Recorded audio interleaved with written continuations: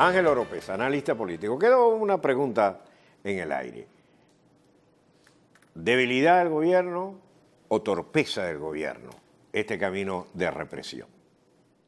Bueno, cuando hablamos de capacidad, Leopoldo, un delincuente es capaz de hacerte daño, lo que no es capaz de demostrar bondad o de ponerse en tus zapatos.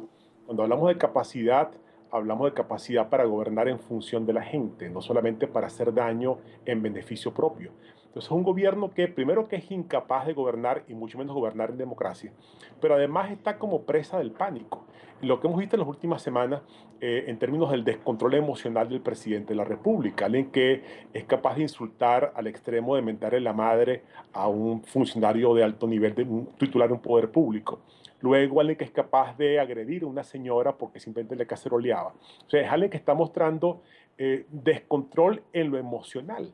Entonces, si es el presidente de la República, pues ¿qué quedará para los subalternos? Los que están en la oligarquía oficialista. Entonces, cuando estamos hablando de torpeza, estamos hablando de evidencias empíricas, demostraciones fácticas de que hay pánico, hay desesperación, hay al menos mucha preocupación que está provocando estas conductas erráticas, estas conductas torpes, que de nuevo, en auxiliares pues no se producirían. Pues, ¿no? Ahora, cuando tú ves una declaración como la de el gobernador Arias Cárdenas que dice, yo lanzo mi candidatura ya. O sea, ahí como un poco ya empezó la gente a estar por la libre.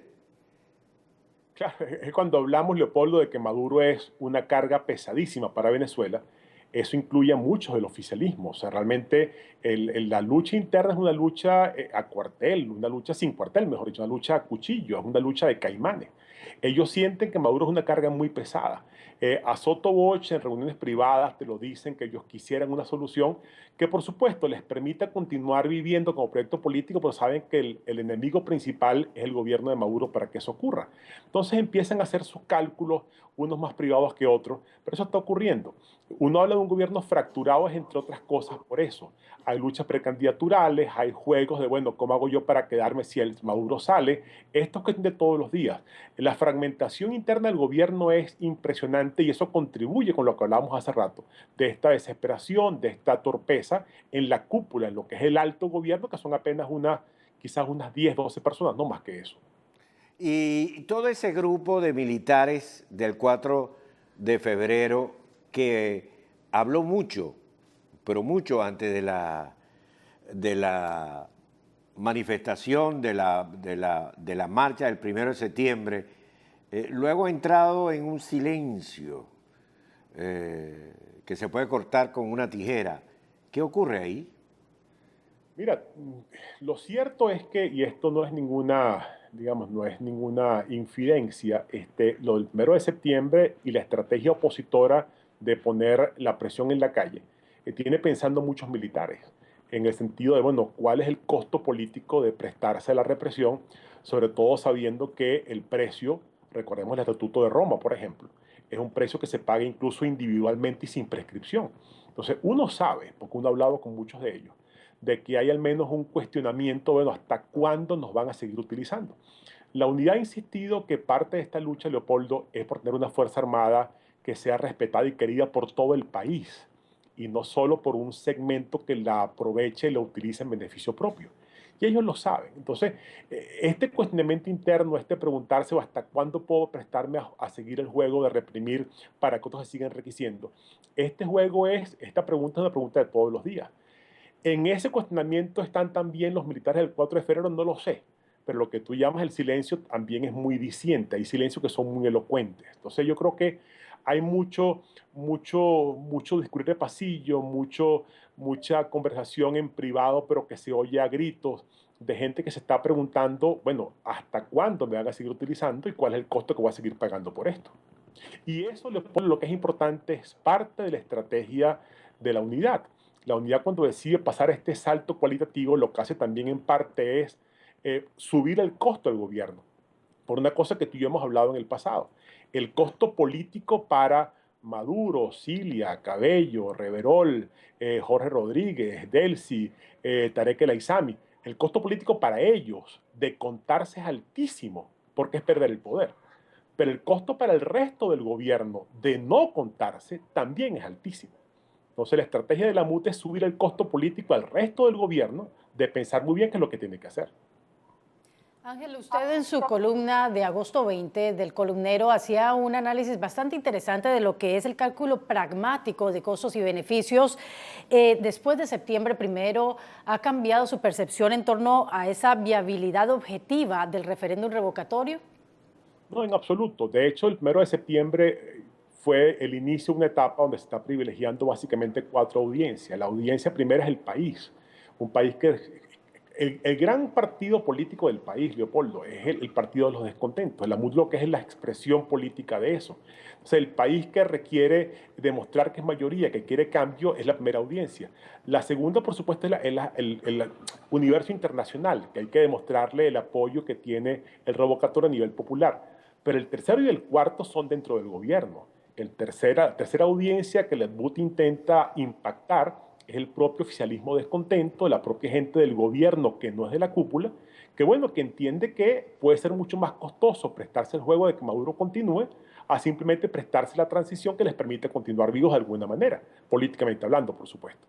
Y la cuarta audiencia es la Fuerza Armada, a la que le estás diciendo, bueno, tú decides, o reprimes para que otros sigan enriqueciéndose, o te prestas a la transición permitiendo que estas cosas ocurran. Entonces, es una estrategia, de nuevo, muy bien pensada, que lo que busca es dirigida a audiencias muy específicas, a acelerar el proceso de cambio, y hasta ahora, por supuesto, estamos apenas comenzando esta etapa, hasta ahora está dando resultados por lo menos alentadores. Yo siento, Ángel, que la oposición, la dirigencia de la oposición tiene una narrativa que ha logrado transmitir completamente a la población venezolana. Si hay un camino para salir de Maduro, ese es el camino del revocatorio.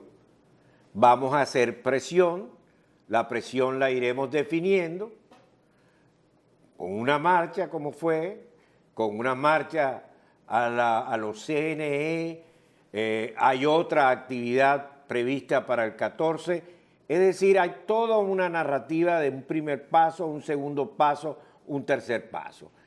Esto parece ser que ha sido demoledor frente al gobierno, porque el gobierno luce confuso, luce sin argumentos, sino la vulgar utilización de la fuerza. Es decir, como no puedo contigo entrar en el ámbito político, pues yo tengo la fuerza para doblegarte. ¿En esa fuerza tú incluyes a los militares? Es complicado decirlo porque los militares, como tú bien sabes, es un universo complejo, también fragmentado, que no es homogéneo. Pareciera que hay un grupito pequeño del alto mando militar, y no sé si es todo, que de alguna forma se está prestando por conveniencia este juego, pero pareciera que el gran grueso no. ¿Qué pasó el 1 de septiembre? Ante la orden de no dejar pasar a la gente que venía a Caracas para las marchas, la presión popular hizo que muchos soldados en sus puestos de control abrieran el paso porque se sintieron incapaces, se sintieron perplejos ante la magnitud del apoyo popular y tuvieron que simplemente dejarlos pasar. O sea, esta fuerza es una fuerza al de tal. Entonces tú pones preso a John Goycochea, pones preso entonces a Jatar, atacas a Capriles en Margarita, entonces quieres llevar preso a David Smolansky. Cuando las marchas se acaban, entonces persigues con unos delincuentes encapuchados los que están regresándose por grupos pequeños. Pero a la gran gente, ante el tamaño de la movilización popular, lo que te queda es apartarte. Entonces, yo creo que los militares, insisto, están viendo esto. Hasta ahora quienes están reprimiendo, Leopoldo, son en primer lugar la Policía Nacional Bolivariana, en segundo lugar los colectivos estos delincuenciales de los que se apoya el gobierno, y en tercer lugar parte de la Guardia Nacional. El ejército no ha reprimido todavía, y hasta donde se tiene entendido, el mensaje que ha mandado es que ellos no quieren prestarse a este juego. Entonces, bueno, otra vez, si el gobierno piensa descansar, piensa que su arma única va a ser la represión, va a tener que pensarlo varias veces, porque no reprime solo con lo que tiene, va a tener que recurrir a mayores herramientas de represión, y eso, dado el tamaño de la respuesta popular, como que no es muy fácil que lo consiga. Gracias, Ángel, por tus comentarios. Muchas gracias y por responder a nuestra llamada. Gran abrazo, Leopoldo. Yo quiero recordarle a las personas que Capriles no solo es un dirigente político, Capriles es gobernador del estado Miranda. Y Smolansky, el que mañana está siendo citado al organismo de inteligencia, es un alcalde de un municipio como es El Hatillo. En otras palabras, son dos funcionarios de elección popular. Breve pausa y seguimos.